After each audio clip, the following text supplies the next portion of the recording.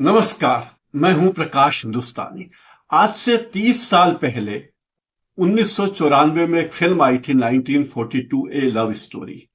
उस फिल्म का एक गाना था, कुछ न कहो कुछ भी न कहो, क्या कहना है क्या सुनना है, समय का ये पल थम सा गया है, बस एक तुम हो बस एक मैं हूं। अब 30 साल बाद 2024 में एक फिल्म आई है और इस फिल्म में भारतीय राष्ट्रीय कांग्रेस नामक पार्टी ने अपनी महाराष्ट्र की भारी हार की समीक्षा की है। इस समीक्षा में उसे एक हफ्ता लगा। 23 नवंबर को नतीजे आए थे और 29 नवंबर को कांग्रेस वर्किंग कमेटी के 81 सदस्य, कांग्रेस कार्य समिति के 81 सदस्य बैठे और उन्होंने इस बात की समीक्षा की 6 दिन बाद कि आखिर हम हारे क्यों। उस फिल्म की पैरोडी मेरे ख्याल से कांग्रेस वाले इस तरह बनाते, कुछ न करो कुछ भी न करो, क्या करना है क्यों करना है। सोनिया जी राज्यसभा में चली गई हैं, उनकी राज्यसभा सीट सुरक्षित है। राहुल गांधी रायबरेली से लोकसभा में चले गए हैं, सुरक्षित हैं। और अब प्रियंका गांधी वाड्रा वायनाड से लोकसभा में चली गई हैं। हमें क्या करना है? अगर इन्हें कुछ करना होता तो राहुल गांधी अपना समय वायनाड में खर्च करने के बजाय महाराष्ट्र में देते। वायनाड में उन्होंने 6 सभाएं की और पूरे महाराष्ट्र में 3 सभाएं। जाहिर है महाराष्ट्र में कांग्रेस की यह दशा तो होनी ही थी। आप ये देखिए, जो आरएसएस 100 साल से विदर्भ में अपनी पैठ नहीं बना पाई थी, आजादी के बाद के 75 साल में जो कांग्रेस के सामने कांग्रेस की पैठ विदर्भ इलाके में थी, उस पैठ को इस चुनाव में ध्वस्त कर दिया गया। आरएसएस और बीजेपी के लोगों ने वहां अपनी स्थिति मजबूत बना ली और कांग्रेस का विदर्भ से पत्ता साफ हो गया। समीक्षा बैठक के बारे में माननीय मल्लिकार्जुन खड़गे ने सोशल मीडिया पर अपने लंबे चौड़े ट्वीट में सबसे पहले लिखा है कि मैं प्रियंका गांधी जी को वायनाड से और रविंद्र वसंतराव चौहान को नांदेड़ से लोकसभा जीतने पर बधाई देता हूं। राज्यों में कांग्रेस के विजयी सभी उम्मीदवारों को भी बधाई। आगे खड़गे साहब ने लिखा कि 2024 के लोकसभा चुनाव परिणाम के बाद कांग्रेस पार्टी ने नए जोश खरोश के साथ वापसी की थी, लेकिन उसके बाद 3 राज्यों के चुनावी नतीजे हमारी उम्मीदों के अनुरूप नहीं रहे। इंडिया समूह की पार्टियों ने 4 में से 2 राज्यों में सरकारें बनाई, पर हमारा परफॉर्मेंस बिलो एक्सपेक्टेशन रहा। भविष्य के लिहाज से यह हमारे लिए चुनौती है। ये कौन कह रहा है? मल्लिकार्जुन खड़गे साहब कह रहे हैं, जो कांग्रेस के सर्वे सर्वा हैं, अध्यक्ष। आगे खड़गे साहब ने लिखा 30 नंबर पर, हमें तुरंत चुनावी नतीजों से सबक लेते हुए संगठन के स्तर पर अपनी सभी कमजोरियों और खामियों को दुरुस्त करने की जरूरत है। ये नतीजे हमारे लिए एक संदेश। तो भाई, इस संदेश को समझने में भी आपको 6 दिन लग गए कि ये आपकी कमजोरियों और खामियों की तरफ ध्यान दिलाते। आगे उन्होंने लिखा कि एक अहम बात, चौथे नंबर पे कहते हैं, एक अहम बात जो मैं बार बार कहता हूं कि आपसी एकता की कमी और एक दूसरे के खिलाफ बयानबाजी हमें काफी नुकसान पहुंचाती है।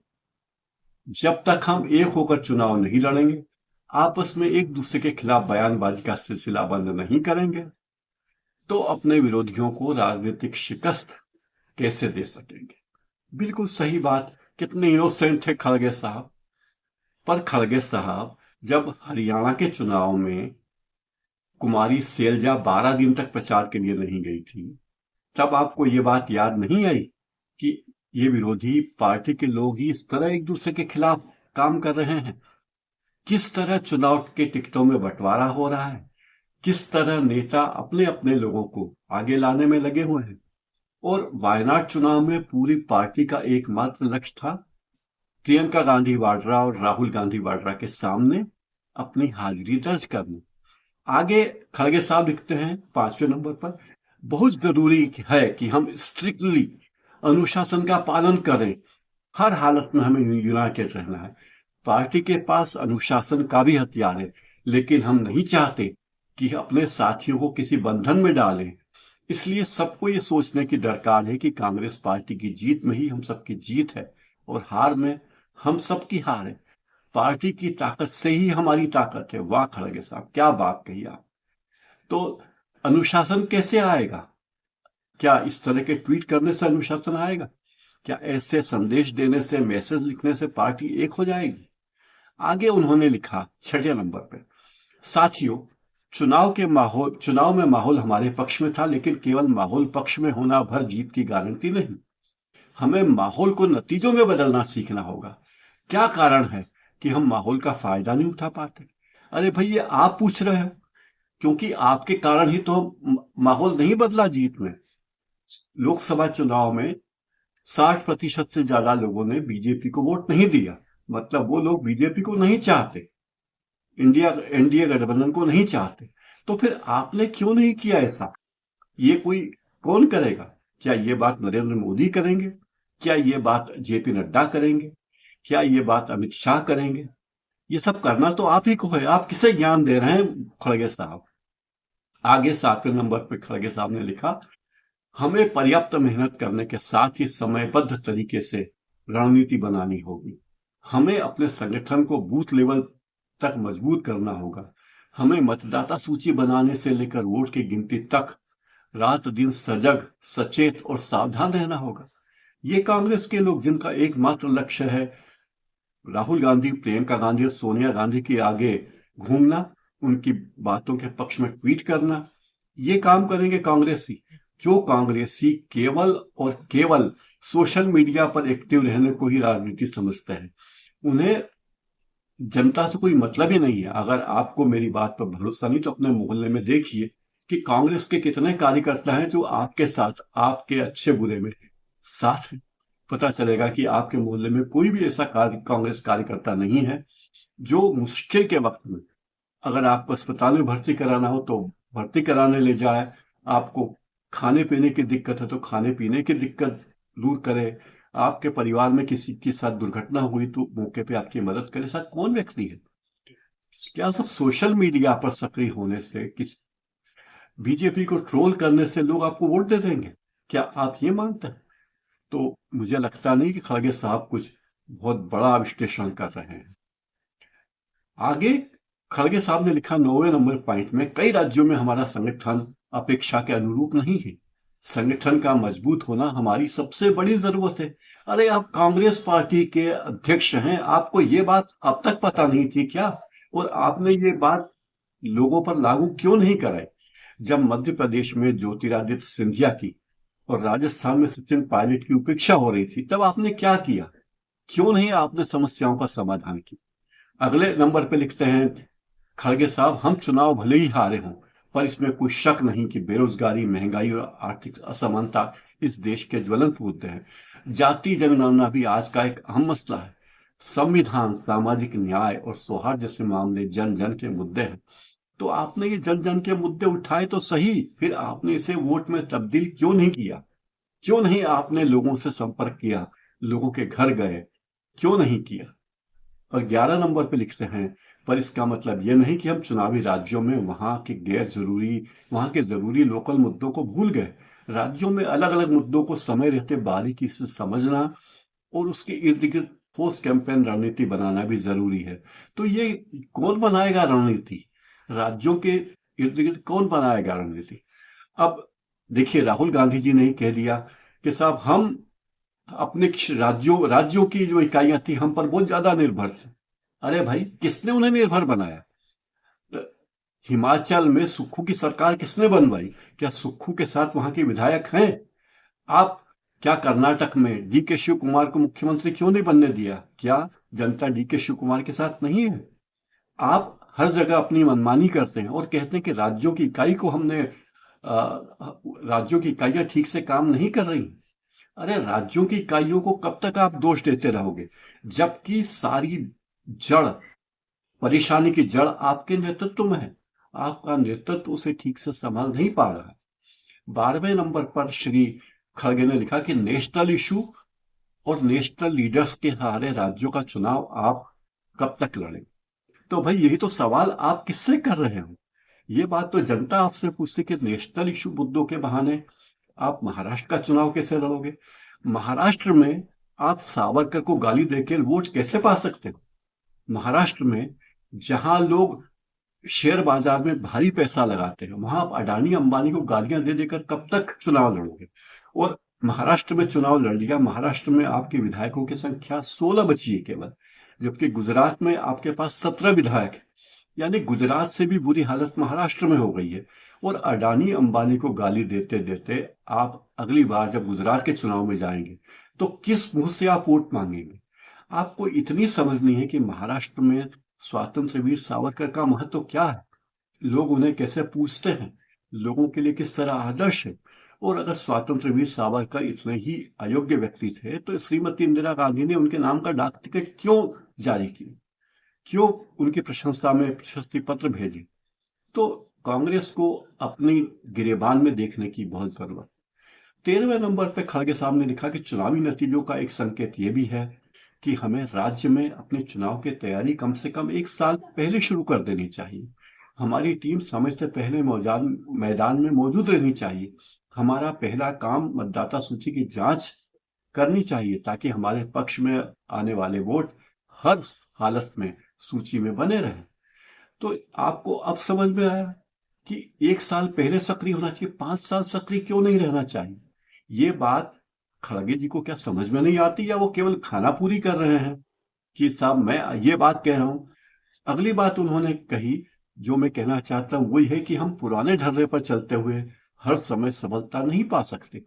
तो क्यों पुराने ढर्रे पर चल रहे हैं? जब आपको इस ढर्रे से सफलता नहीं मिलती तो क्यों चल रहे हो पुराने ढर्रे पर? दूसरी तरफ आपके नेता बीजेपी पर आक्षेप लगाते हैं कि बीजेपी माइक्रो मैनेजमेंट करती है। माइक्रो मैनेजमेंट मतलब कि तोड़ जोड़ करती है, मतदाताओं को बूथ तक लाती है। तो ये काम करने से आपको रोका किसी ने? क्या मतदाताओं को बूथ पर आने के लिए प्रेरित करना गैरकानूनी है, गैर संवैधानिक? एक और बात उन्होंने कही कि हमें अपने प्रतिद्वंदी को देखना होगा, हमें समय से निर्णय लेने होंगे, जवाबदेही तय करनी होगी। तो करिए ना करिए खड़गे साहब, करिए जवाबदारी देही तय। ये भी काम कोई अडानी अंबानी मोदी नड्डा या अमित शाह करेंगे? एक 16वें नंबर पर खड़गे जी ने लिखा कि कई बार हम अपने खुद के सबसे बड़े शत्रु बन जाते हैं। हम खुद अपने बारे में नकारात्मक और हताशापूर्ण बातें करेंगे और ये कहेंगे कि हमारा कोई नैरेटिव नहीं। तो मैं पूछता हूं, नैरेटिव बनाना और उसको जनता तक पहुंचाना किसकी जिम्मेदारी है? किसकी जिम्मेदारी है? मीडिया वालों की जिम्मेदारी है? आम जनता की जिम्मेदारी है? आपने राहुल गांधी ने भारत जोड़ो यात्रा की, भारत जोड़ो न्याय यात्रा की, लोगों का भारी समर्थन मिला, लेकिन उस न्याय यात्रा के 2 साल के भीतर राहुल गांधी ने और उनकी टीम ने उनमें से कितने लोगों से संपर्क किया, उन लोगों से कितनी बात की? इस बारे में कुछ बताते क्यों नहीं? इस बारे में कुछ क्यों नहीं कहते? 17वें नंबर पर खड़गे साहब ने कहा ये हम सबकी सामूहिक जिम्मेदारी है, जो नैरेटिव हमने राष्ट्रीय स्तर पर सेट किया था वो अभी भी लागू है। तो आप चाहते क्या हो? राष्ट्रीय स्तर के नैरेटिव पे चुनाव लड़ना चाहते हो या लोकल नैरेटिव पे चुनाव लड़ना चाहते हो? ये बात खड़गे जी को समझानी चाहिए। 18वें नंबर पर उन्होंने लिखा कि मैं मानता हूं कि ईवीएम ने चुनावी प्रक्रिया को संदिग्ध बना दिया। चुनाव आयोग एक संवैधानिक संस्था है, इसलिए इसे लेकर जितना कम कहा जाए उतना अच्छा। पर देश में फ्री और फेयर चुनाव सुनिश्चित करवाना चुनाव आयोग का संवैधानिक दायित्व है। बार बार ये सवाल उठ रहे हैं कि किस हद तक ये दायित्व निभाया जा रहा है। यानी आपकी सरकार नहीं बनी महाराष्ट्र में, हरियाणा में, तो आपको चुनाव आयोग याद आ गया। इस देश में आप बताइए, चुनाव में थोड़ी बहुत बेईमानी हो सकती है, 10% 20% वोटों की बेईमानी हो सकती है, लेकिन क्या 100% फैसले इस तरह चुनाव आयोग ईवीएम के जरिए गड़बड़ी करके कर सकता है? और इस बात पर कौन यकीन करेगा? आपकी बात पर कोई भी यकीन नहीं करेगा सिवाय दिग्विजय सिंह के। 19वें नंबर पर उन्होंने लिखा कि सिर्फ 6 महीने पहले जिस तरीके के नतीजे लोकसभा में एमवीए के पक्ष में आए थे, उसके बाद विधानसभा का नतीजा राजनीतिक पंडितों की भी समझ से परे है। जैसे परिणाम आए हैं कि कोई भी अंक गणित इसे जस्टिफाई करने में असमर्थ है। अरे भाई, लोगों ने वोट आपको नहीं दिए, इसलिए आप हार गए। क्रिकेट के मैदान में एक कमेंटेटर से एक ने पूछा कि ये बताइए भारत की टीम क्यों हारी? तो उसने कहा कि हमारी टीम रन नहीं बना सकी इसलिए हम हार गए। आपकी मल्लिकार्जुन खड़गे की टीम इस चुनाव में लोगों के वोट पाने में नाकाम रही, इसलिए वो हार गए। फिर 20वें नंबर पर खड़गे जी ने लिखा कि हमें हर हालत में चुनाव लड़ने के तरीकों को बेहतर बनाना होगा, क्योंकि समय बदल गया है, चुनाव लड़ने के तरीके बदल गए हैं। हमें अपनी माइक्रो कम्युनिकेशन स्ट्रेटेजी को विरोधियों से बेहतर करना होगा। प्रोपेगंडा और मिस इन्फॉर्मेशन से लड़ने के तरीके भी ढूंढने होंगे। पिछले चुनाव परिणाम से सबक लेकर हमें आगे बढ़ना होगा, अपनी खामियों को दूर करना होगा, आत्मविश्वास के साथ कड़े निर्णय लेने हैं। तो लो ना भाई, कड़े निर्णय लो।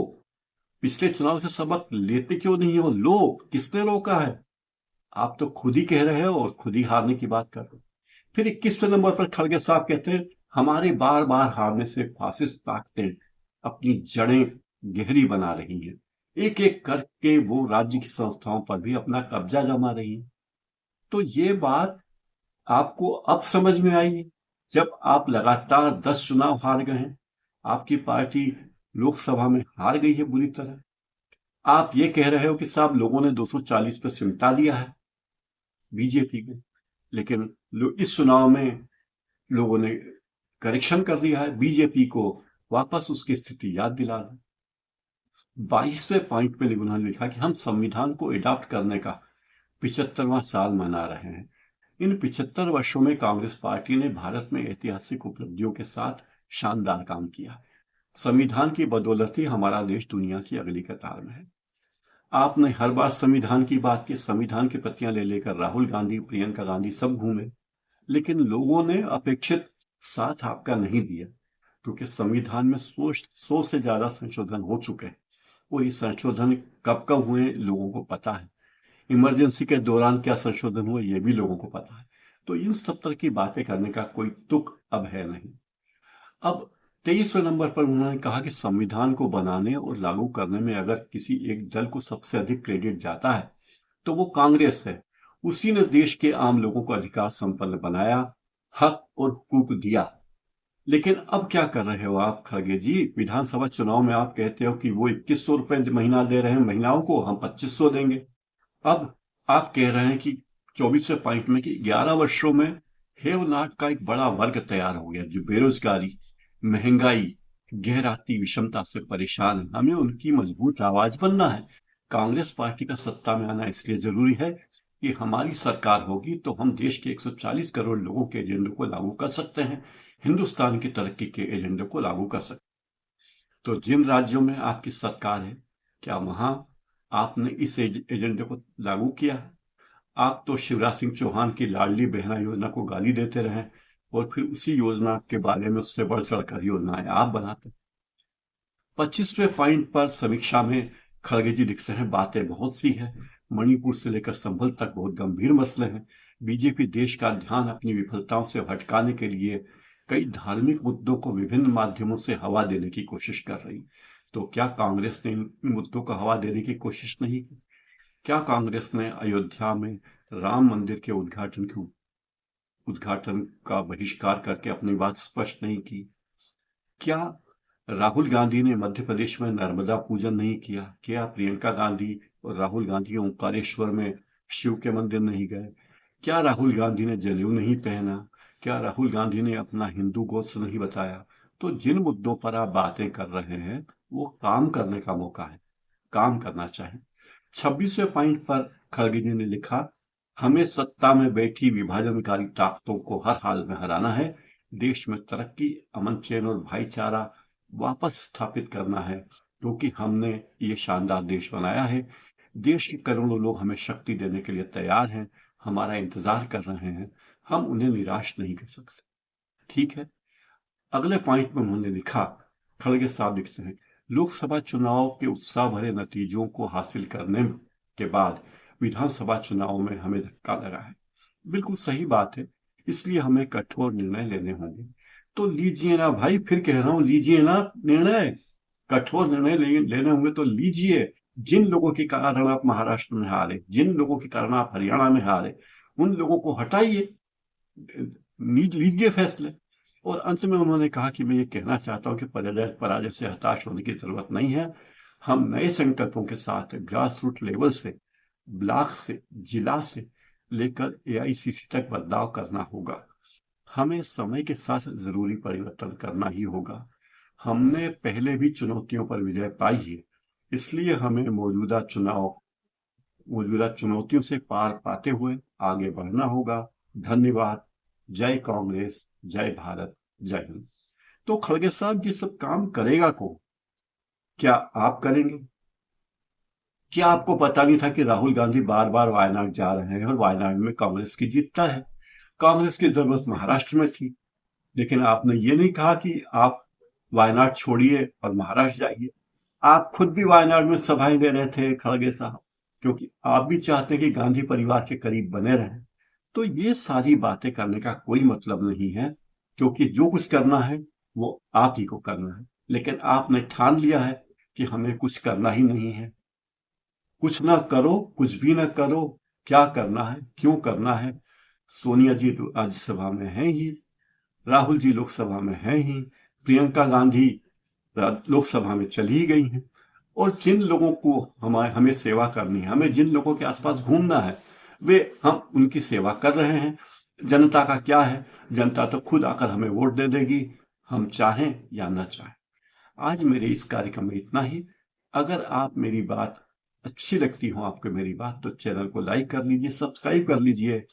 मैं पत्रकार हूं, मैं किसी भी पार्टी का प्रवक्ता नहीं हूं, और न मैं गाली देने में यकीन करता हूं, न जय जयकार करने में यकीन करता हूं। तो भाइयों, चैनल को लाइक कर लीजिए, सब्सक्राइब कर लीजिए और बेल आइकन जरूर दबा लीजिए।